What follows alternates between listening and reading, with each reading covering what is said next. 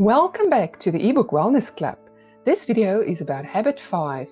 Seek first to understand, then to be understood, as part of the 7 Habits of Highly Effective People by Stephen R Covey. And again, just a quick reminder of the 7 habits. Be proactive.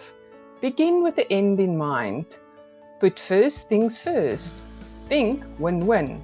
Seek first to understand, then to be understood. Synergize and sharpen the saw. Habit 5. Seek first to understand, then to be understood. Influence others by developing a deep understanding of their needs and perspectives. Most people do not listen with the intent to understand. They listen with the intent to reply. Communicate effectively at all levels of the organization. Communication is the most important skill in life.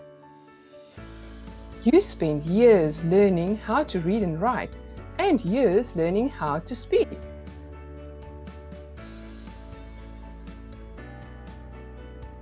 But what about listening? What training have you had that enables you to listen so you really deeply understand another human being? Probably none, right? If I were to summarize in one sentence the single most important principle I have learned in the field of interpersonal relations, it would be this. Seek first to understand, then to be understood.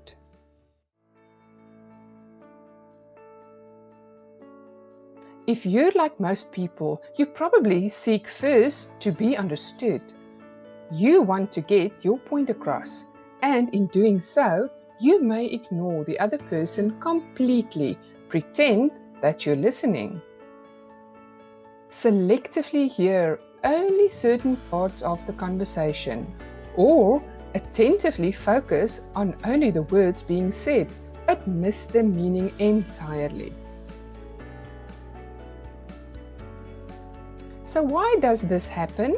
Because most people listen with the intent to reply, not to understand. You listen to yourself as you prepare in your mind what you are going to say, the questions that you are going to ask. You filter everything you hear through your life experiences, your frame of reference. You check what you hear against your autobiography and see how it measures up. And consequently, you decide prematurely what the other person means before he or she finishes communicating. Now let's see if any of the following sounds familiar. Because you so often listen autobiographically, you tend to respond in one of 4 ways. 1. Evaluating. You judge and then either agree or disagree. Probing. You ask questions from your own frame of reference. Advising. You give counsel, advice, and solutions to problems. Interpreting. You analyze others' motives and behaviors based on your own experiences.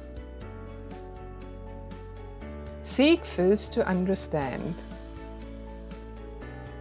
The intent is to listen to understand. Together with the skill, reflect feelings and words you feel about. Then to be understood. The intent, seek to be understood. Together with the skill, state your point of view using I messages. I feel about. You might be saying, hey, Now, wait a minute. I'm just trying to relate to the person by drawing on my own experiences. Is that so bad?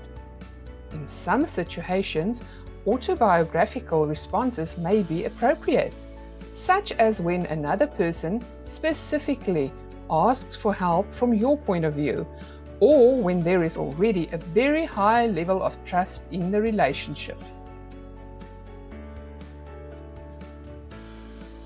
However, remember, Habit 5, seek first to understand, then to be understood. Thank you for watching. Please click subscribe and the notification bell for new updates every week.